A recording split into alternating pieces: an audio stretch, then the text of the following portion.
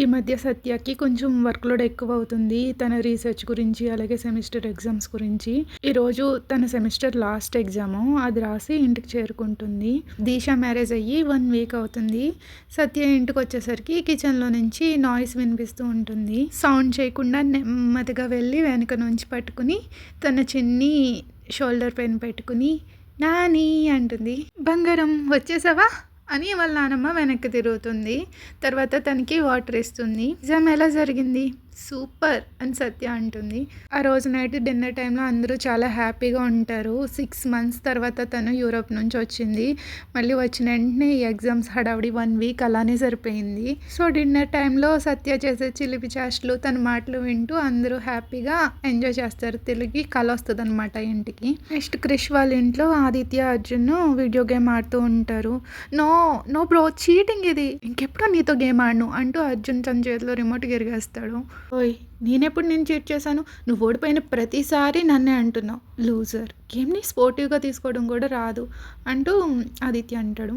నేనేం లూజర్ కాదు, నేనేం ఓడిపోలేదు, క్లియర్గా తెలిసిపోతుంది. నువ్వే చీట్ చేసావు, నువ్వే చీటర్, లూజర్, చీటర్ అనుకుంటూ వాళ్ళిద్దరూ దెబ్బలాడుకుంటూ ఉంటారు. లోపు క్రిష్ కృతిని ఎత్తుకుని కిందకి దిగుతూ ఉంటాడు. తనని చూసి ఇద్దరు సైలెంట్ అయిపోతారు. వాళ్ళ మామ్కి బ్రోకి వాదన జరిగి అప్పటికే 1 వీక్ అయిపోతుంది. అప్పటి నుంచి క్రిష్ చాలా సైలెంట్గా ఉంటాడు. తను అలా చూస్తుంటే ఫ్యామిలీలో అందరికీ కూడా చాలా బాధగా అనిపిస్తూ ఉంటుంది. నెక్స్ట్ సత్య వాళ్ళ ఇంట్లో మిమ్మల్ని విడిచిపెట్టి 6 నెలలు ఉండడం అంటే ఎంత నరకమో ఆ దేవుడికి తెలియాలి. ఇంకెప్పుడు మీకు దూరంగా ఉండడం నేను అస్సలు కల్లో కూడా ఊహించలేను అని సత్య వాళ్ళ నాన్నంతో చెప్తూ ఉంటుంది. కానీ నువ్వేగా నీ ప్రాజెక్ట్ కోసం మమ్మల్ని అందరినీ వదిలేసి అదే ముఖ్యమని వెళ్ళావు అంటూ వాళ్ళ నాన్న మాట పట్టిస్తుంది. సత్య ఏమో నవ్వుతుంది. అమ్మో, ఇదే ఫస్ట్ అండ్ లాస్ట్ నాని, ఇంకెప్పుడు అలా జరగదు. ఒకవేళ వెళ్ళాల్సి వస్తే మాత్రం ఇండియాలోనే ఏదో ఒక ప్రాజెక్ట్ చేసుకుంటాను, కానీ వేరే కంట్రీ వెళ్ళను అని సత్య అంటుంది.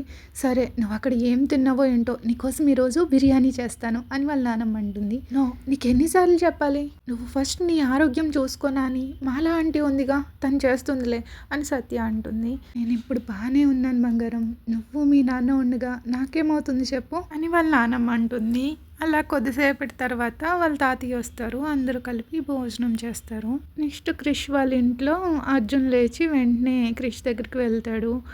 హాయ్ ప్రిన్సెస్, రా చిన్న బాబాయ్ దగ్గరికి వచ్చే నాన్న, నా వంగోరం కదా, చూడు ఆదిత్య బాబాయ్ నన్ను అంత ఏడిపిస్తున్నాడు, మనం ఇద్దరం ఒక టీం కదా, దో అంటూ ఉంటాడు. తను అలాగా బేబీ వాయిస్లో మాట్లాడుతూ ఉంటే కృతిక కూడా తనని చూసి నవ్వుతూ ఉంటుంది. లేదు బంగారం, వీడిని అస్సలు నమ్మకు, వీడిని మిస్లీడ్ చేస్తున్నాడు, అయినా నీకు నేనంటేనే ఎక్కువ ఇష్టం కదా, రా బంగారం ఆదిత్య బాబాయ్ దగ్గరికి వచ్చే, I know you love me most అంటూ కావాలని ఏడిపిస్తూ ఉంటాడు అర్జున్ని. ఓ వే, తనకి నేనంటేనే ఎక్కువ ఇష్టం అని అర్జున్ అంటాడు. లేదు, నేనంటేనే ఇష్టం కదా బంగారం అని ఆదిత్య.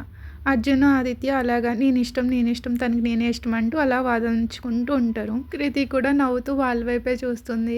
క్రిష్ కూడా సైలెంట్గా ఎంజాయ్ చేస్తూ ఉంటాడు వాళ్ళ దెబ్బలటిని. వాళ్ళ దగ్గర నుంచి తన బేబీని తీసుకుని ఎత్తుకుని తన ఫోర్ హెడ్ మీద చిన్న కిస్ పెట్టి, మీరిద్దరూ కూడా రాంగు, నా ప్రిన్సెస్కి తన డాడీ అంటేనే ఇష్టం కదమ్మా అంటూ కృతి బుగ్గ మీద మళ్ళీ ఇంకొక కిస్ పెడతాడు.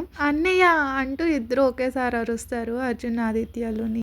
స్మైల్ ఇచ్చి తన చెయ్యి ఒకటి చాపుతాడు. వాళ్ళిద్దరు కూడా వచ్చేసి మొత్తం కృష్ణిని కృతిని కలిపి మొత్తం గ్రూప్ హగ్ చేసుకుంటారు వాళ్ళు స్మైల్ ఇచ్చుకుంటూ. అరవింద తన రూమ్లో ఉంటుంది. విండోలో నుంచి తన 3 కొడుకుల్ని చూసి అలాగా కళ్ళలో నుంచి కన్నీళ్ళు తిరిగిపోతాయి. తన 3 కొడుకులు ఎప్పుడు ఇలాగే హ్యాపీగా సంతోషంగా ఉండాలి అని దేవుడికి మనసులో కోరుకుంటుంది. క్రిష్ లైఫ్లోకి తిరిగి హ్యాపీనెస్ తీసుకురావాలని, తను ఇంతకుముందు ఎలా ఉండేవాడో అలా మార్చాలని, దానికోసం ఏదైనా చేస్తానని అనుకుంటుంది. నెక్స్ట్ ఈవినింగ్ సత్య వాళ్ళ గార్డెన్లో అందరూ కూర్చుని ఉంటారు. సత్య ఏమో పకోడీస్ తీసుకుని వచ్చి, చూడండి నేను మీకోసం ఏం చేశాను అని చెప్పి వాళ్ళ దగ్గర కూర్చుంటుంది. వెదర్ చల్లగా ఉంటుంది, సో వర్షం కూడా పడేలా ఉంది. వాళ్ళ కోసమని వేడివేడిగా టీ పకోడీస్ చేసి తీసుకొస్తుంది సత్య. వాళ్ళ తాతయ్య టీ తాగగానే, నా మనవరాల చేతిలో ఏదో మ్యాజిక్ ఉంది, టీ ఎంత బాగుందో అని వాళ్ళ తాతయ్య అంటారు. అవునవును, నీ మనవరాలకి అదొకటే వచ్చినాన్న, ఒకసారి పకోడీ తిని చూడండి, ఇంకెప్పుడు తన్ని వంటగదిలోకి వెళ్ళనివ్వరు అని సత్య వాళ్ళ నాన్న వాళ్ళ నాన్నతో అంటారు. డాడ్ అని సత్య అంటుంది. కావాలనే సత్య వాళ్ళ డాడీ టీస్ చేస్తూ ఉంటారు. ఎందుకంటే తను వంటగదిలోకి వెళ్ళి వంట చేయడం ఇష్టం లేదు, కూతురు అలసిపోతుంది అనేసి ఈయన ఫీల్ అయిపోతారు. డాడ్, నేను ఒకసారి బిర్యానీ కూడా చేశాను, మర్చిపోయారా అని సత్య అంటుంది. "ఆ! ఆ! అదేగా మాడిపోయిన బిర్యానీ" అని వాళ్ళ తాతయ్య అంటారు. మొత్తం వాళ్ళ నానమ్మ, వాళ్ళ నాన్న, వాళ్ళ తాతయ్య ముగ్గురు కలిపి నవ్వుతారు ఈసారి. "నాని నువ్వు కూడానా" అని సత్య అంటుంది.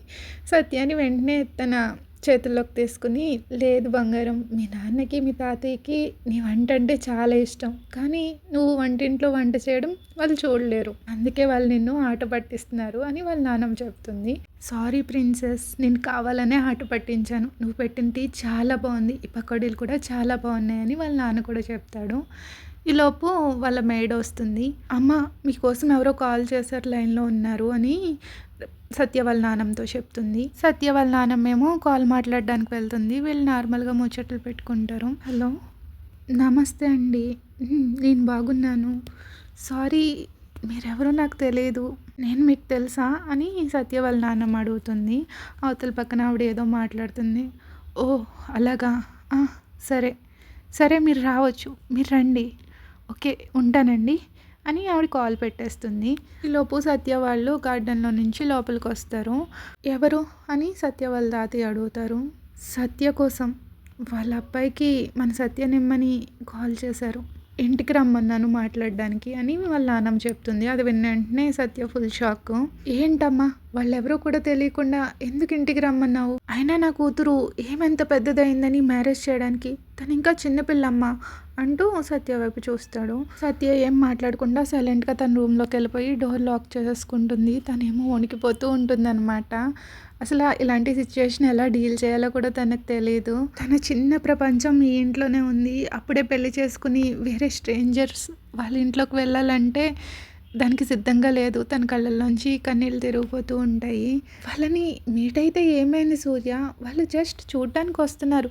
అయినా ఇప్పుడు కాకపోయినా తర్వాతైనా సత్యకి మ్యారేజ్ చేయాలి కదా! ఫస్ట్ వాళ్ళని రాని చూద్దాం అని వాళ్ళ అమ్మ చెప్తుంది. సత్య వాళ్ళ డాడీ ఇంకేం మాట్లాడు, సైలెంట్గా అలానే ఉంటాడు. ఏం మాట్లాడాలో తెలియక.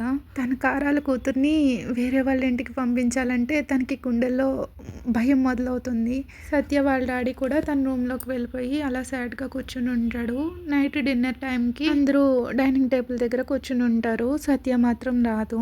నీలా అంటే సత్య దగ్గరికి వెళ్తుంది. వాళ్ళ మేడు సత్య వాళ్ళ రూమ్కి వెళ్ళి వస్తుంది అనమాట. సత్యమ్మ తలుపు తీయట్లేదు అని చెప్తుంది వాళ్ళతోటి. వాళ్ళ ముగ్గురికి అర్థమవుతుంది సత్య ఎంత భయపడి ఉంటుందో. ఎందుకంటే వాళ్ళు ఆల్రెడీ చూసారు, తన ప్రాజెక్ట్ వర్క్ కోసం 6 months వేరే కంట్రీకి వెళ్ళింది. ఆ టైంలో డైలీ కాల్ చేస్తున్నా కానీ డైలీ ఫోన్లో ఏడుస్తూ ఉండేది. వీళ్ళని ఎంత మిస్ అవుతుందో. అలాంటిది ఇప్పుడు పెళ్లి చేసుకుని వేరే వాళ్ళ ఇంటికి వెళ్ళిపోతే వాళ్ళు లేకుండా బ్రతకాలంటే తను ఎంత భయపడుతుందో వాళ్ళు అర్థం చేసుకోగలరు. అదే విషయం వాళ్ళ అమ్మ డిస్కస్ చేస్తూ ఉంటే, "నువ్వేం వరీ కాకమ్మా, నేను మాట్లాడతాను తనతో" అని చెప్పి సత్య వాళ్ళ నాన్న 2 plates అన్నం పెట్టుకుని తన రూమ్ దగ్గరికి తీసుకెళ్తాడు. సత్య డోర్ నాక్ చేస్తాడు. "చిన్నమ్మ, తలుపు తీయమ్మా" అంటాడు. వాళ్ళ నాన్న వాయిస్ వినగానే సత్య డోర్ ఓపెన్ చేస్తుంది. తను ఇంకా ఫుల్ ఇప్పటి వరకు ఎంతలా ఏడ్చిందో తన మొహమే తెలిసిపోతుంది. తనని అలా చూసి సూర్యప్రసాద్కి కూడా చాలా బాధగా అనిపిస్తుంది. కానీ తను నిగ్రహించుకుని కొంచెం తన ప్రీషియస్ డాటర్ని ధైర్యం చెప్పడానికి కొంచెం ధైర్యంగా మాట్లాడతాడు. రూమ్లోకి వెళ్ళి తన చేతిలో ఉన్న ప్లేట్స్ టేబుల్ మీద పెట్టి సత్యాని గట్టిగా దగ్గరికి హగ్ చేసుకుంటాడు. సత్య ఇంకా తన కన్నీళ్ళని కంట్రోల్ చేసుకోలేకపోతుంది.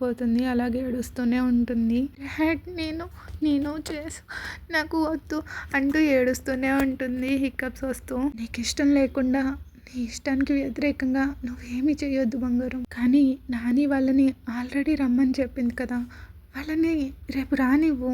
మనం ఇప్పుడు వద్దని చెప్తే నానమ్మ మాట పోతుంది కదా. మనం తన నిర్ణయాన్ని గౌరవించాలి కదా. వాళ్ళని రానివ్వు. ఆ తర్వాత ఏమన్నా సరే నీ ఇష్టం. అంతా నీ ఇష్టం మట్టుకే చేద్దాం, ఓకేనా? ప్రామిస్" అంటూ సత్య కళ్ళు తుడుస్తూ ఉంటాడు. సత్య అలాగే వాళ్ళ నాన్నని చూస్తూ ఏడుస్తూ ఉంటుంది. "దేవుడా, ఇలానే ఏడుస్తూ ఉంటావా? నాకు ఆకలేస్తుంది" అంటాడు వాళ్ళ డాడీ. సత్య నవ్వి ఆ ప్లేట్ తీసుకొచ్చి బెడ్ మీద కూర్చుంటుంది. ఆ తర్వాత వాళ్ళిద్దరూ ప్రేమగా ఒకరికొకరు భోజనం తినిపించుకుంటారు. వాళ్ళ ఓల్డ్ మెమొరీస్ అన్నీ గుర్తు తెచ్చుకుంటూ ఒకరినొకళ్ళు ఆట పట్టించుకుంటూ ఉంటారు. ఆ రాత్రికి తన తండ్రి ఒళ్ళోనే తల పెట్టుకుని సత్య పడుకుంటుంది. చిన్నప్పటి నుంచి సరే ఎప్పుడు భయపడ్డా కూడా తను అలాగే పడుకుంటుంది వాళ్ళ నాన్న ఒడిలో. ఇంతకీ సత్యని తన కొడుకు కోసం అడిగిన ఆంటీ ఎవరో? Any guess? కామెంట్ చేయండి. మీకు ఈ ఎపిసోడ్ నచ్చితే లైక్ చేయడం మర్చిపోకండి. Thank you for listening. Please like, share, subscribe. Bye.